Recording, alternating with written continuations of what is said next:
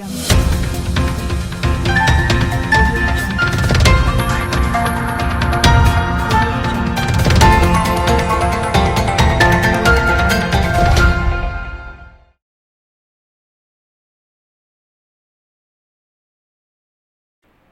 ಶಾಲೆಯತ್ತ ಹೆಜ್ಜೆ ಹಾಕಲು ಸಿದ್ಧರಾದ ಶಾಲಾ ವಿದ್ಯಾರ್ಥಿಗಳು, ಕಳೆಗಟ್ಟುತ್ತಿರುವ ಶಾಲೆಗಳು.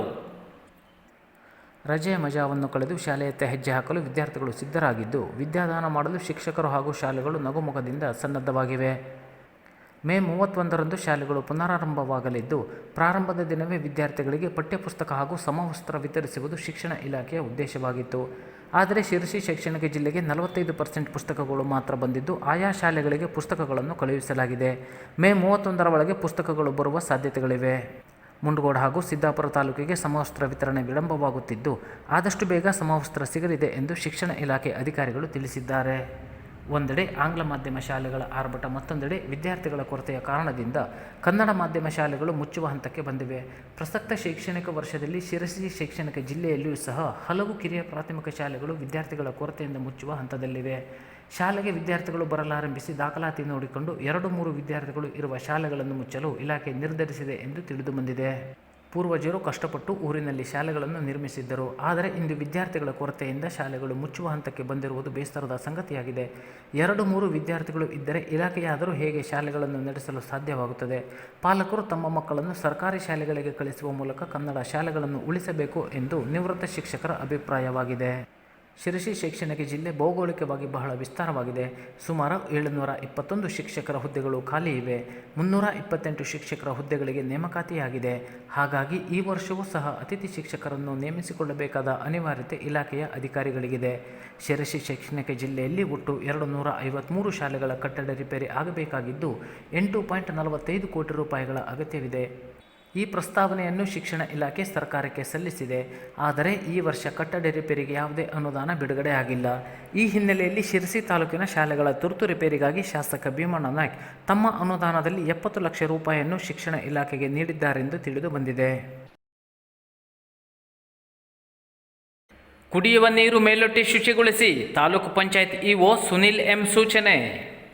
ಮೇ ತಿಂಗಳ ಅಂತ್ಯದೊಳಗಾಗಿ ಗ್ರಾಮ ಪಂಚಾಯತ್ ವ್ಯಾಪ್ತಿಯಲ್ಲಿನ ಎಲ್ಲ ಕುಡಿಯುವ ನೀರಿನ ಮೇಲೊಟ್ಟೆಗಳನ್ನು ಕಡ್ಡಾಯವಾಗಿ ಶುಚಿಗೊಳಿಸಿ ಜಿಯೋ ಟ್ಯಾಗ್ ಛಾಯಾಚಿತ್ರದೊಂದಿಗೆ ವರದಿ ಸಲ್ಲಿಸಲು ತಾಲೂಕು ಪಂಚಾಯತ್ ಕಾರ್ಯನಿರ್ವಾಹಕ ಅಧಿಕಾರಿ ಸುನಿಲ್ ಎಂ ಸೂಚನೆ ನೀಡಿದರು. ಅವರು ಮಂಗಳವಾರ ಅಂಕೋಲ ತಾಲೂಕು ಪಂಚಾಯತ್ ಸಭಾಂಗಣದಲ್ಲಿ ನಡೆದ ವಿವಿಧ ಯೋಜನೆಗಳ ಕುರಿತ ತಾಲೂಕಾ ಮಟ್ಟದ ಪ್ರಗತಿ ಪರಿಶೀಲನಾ ಸಭೆಯ ಅಧ್ಯಕ್ಷತೆ ವಹಿಸಿ ಮಾತನಾಡಿದರು. ಮುಂಗಾರು ಆರಂಭವಾಗುವ ಮೊದಲು ಕುಡಿಯುವ ನೀರಿನ ಓವರ್ ಹೆಡ್ ಟ್ಯಾಂಕ್ಗಳನ್ನು ಶುಚಿಗೊಳಿಸಬೇಕು. ಕುಡಿಯುವ ನೀರಿನ ಖಾಸಗಿ ಮೂಲಗಳಾದ ವೈಯಕ್ತಿಕ ಬಾವಿಗಳು ಸೇರಿದಂತೆ ಎಲ್ಲ ಕುಡಿಯುವ ನೀರಿನ ಮೂಲಗಳಲ್ಲಿ ನಿಯಮಿತವಾಗಿ ನೀರಿನ ಗುಣಮಟ್ಟ ಪರಿಶೀಲನೆ ಆಗಬೇಕು. ವಾಟರ್ ಪೈಪ್ಲೈನ್ ಸೋರುವಿಕೆ ನಿಯಂತ್ರಿಸಬೇಕು. ಜನತೆಗೆ ಶುದ್ಧ ಕುಡಿಯುವ ನೀರು ಪಡೆಯಲು ಅಗತ್ಯ ಕ್ರಮ ಕೈಗೊಳ್ಳಬೇಕು ಎಂದರು. ಪ್ರಾಥಮಿಕ ಆರೋಗ್ಯ ಕೇಂದ್ರದಲ್ಲಿ ಮಳೆ ನೀರು ಕೊಯ್ಲು ಘಟಕ ನಿರ್ಮಾಣಕ್ಕೆ ಆದ್ಯತೆ ನೀಡಲು ಸೂಚಿಸಿದರು. ಮುಂದುವರೆದು ವಸತಿ, SBM, 15ನೇ ಹಣಕಾಸು, ಮುಖ್ಯಮಂತ್ರಿ ಗ್ರಾಮ ವಿಕಸನ, ಗ್ರಂಥಾಲಯ, ಎಸ್ಕೋಬಿಲ್ ಸೇರಿದಂತೆ ವಿವಿಧ ಪ್ರಮುಖ ವಿಷಯಗಳ ಕುರಿತು ಅಧಿಕಾರಿಗಳೊಂದಿಗೆ ನರೇಗಾ ಯೋಜನೆ ಬಗ್ಗೆ ಸಮಾಲೋಚಿಸಿ ಅಗತ್ಯ ಸಲಹೆ ಸೂಚನೆಗಳನ್ನು ನೀಡಿದರು. ಸಭೆಯಲ್ಲಿ ತಾಲೂಕು ಪಂಚಾಯತ್ ಸಹಾಯಕ ಲೆಕ್ಕಾಧಿಕಾರಿ ಶ್ರೀಮತಿ ನಾಯ್ಕ್, ಎಲ್ಲ ಗ್ರಾಮ ಪಂಚಾಯತ್ ಅಭಿವೃದ್ಧಿ ಅಧಿಕಾರಿಗಳು, ಕಾರ್ಯದರ್ಶಿಗಳು, ನರೇಗಾ ತಾಂತ್ರಿಕ, IEC ಸಂಯೋಜಕರು, ಅಭಿಯಂತರರು, ತಾಲೂಕು ಪಂಚಾಯತ್ ಸಿಬ್ಬಂದಿ, ದ್ವಿತೀಯ ದರ್ಜೆ ಲೆಕ್ಕ ಸಹಾಯಕರು ಭಾಗವಹಿಸಿದ್ದರು.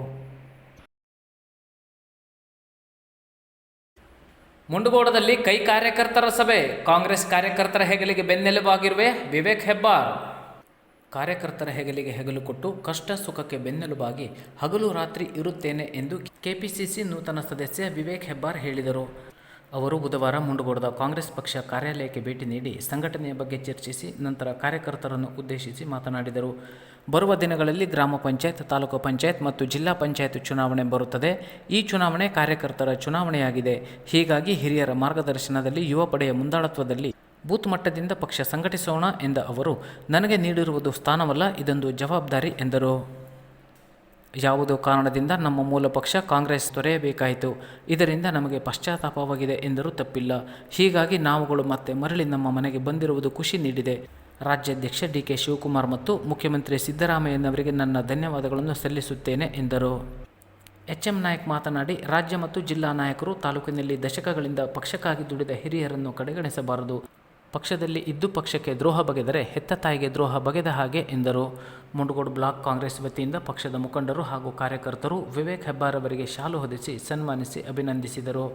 ಈ ಸಂದರ್ಭದಲ್ಲಿ ಬ್ಲಾಕ್ ಕಾಂಗ್ರೆಸ್ ಅಧ್ಯಕ್ಷರಾದ ಜ್ಞಾನೇಶ್ವರ ಗುಡಿಯಾಳ, ಪ್ರಧಾನ ಕಾರ್ಯದರ್ಶಿ ಗೋಪಾಲ್ ಪಾಟೀಲ್, ಪ್ರಮುಖರಾದ ಎಚ್.ಎಂ. ನಾಯ್ಕ್, ಕೃಷ್ಣ ಹಿರೇಹಳ್ಳಿ, ರವಿಗೌಡ ಪಾಟೀಲ್, ನಾಗಭೂಷಣ ಹಾವಣಗಿ, ವೈ.ಪಿ. ಪಾಟೀಲ್, ಕೆ.ಸಿ. ಗಲಬಿ, ಶಾರದಾ ರಾಠೋಡ್, ಧರ್ಮರಾಜ ನಡಗೇರ, ಮುನಾಫ್ ಮಿರ್ಜಾನ್ಕರ್, ರಫೀಕ್ ಇನಾಮದಾರ್, ಫಣಿರಾಜ್ ಹಳದಗಿ, ಸಲ್ಮಾ ಕಿರಣ್ ಶೇರ್ಖಾನೆ ಸೇರಿದಂತೆ ಪಟ್ಟಣ ಪಂಚಾಯತ್ ಸದಸ್ಯರು, ಗ್ರಾಮ ಪಂಚಾಯತ್ ಸದಸ್ಯರು, ಪಕ್ಷದ ವಿವಿಧ ಸ್ತರದ ಪದಾಧಿಕಾರಿಗಳು, ಘಟಕಾಧ್ಯಕ್ಷರು, ಬೂತ್ ಅಧ್ಯಕ್ಷರು, ಕಾರ್ಯಕರ್ತರು ಉಪಸ್ಥಿತರಿದ್ದರು.